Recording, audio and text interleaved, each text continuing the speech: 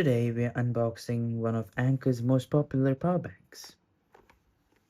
It comes in a box like this, and we won't go too much into the details, but all you have to know is the Anker Nano power bank with the 2025 watts, 22.5 watts built-in USB-C connector, the one that folds in and out. Well, there you go. In the box.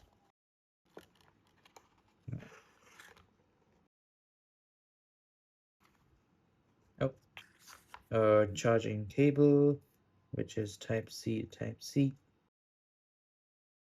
Let's just say it's not that long. Then we read it with the power bank. So, alright, peel it open, Anker, and you have your Type-C port there to charge it. I'm pretty sure it has pass-through charging too.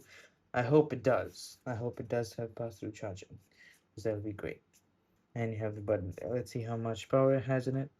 If you press the button, it came with about half the charge, as you could see right there. Half charge. So we're gonna have to put this for charging. Yeah, we'll see how it performs over time, and I'll keep you guys up to date um, with a review video on this one. So subscribe so that you don't miss that one.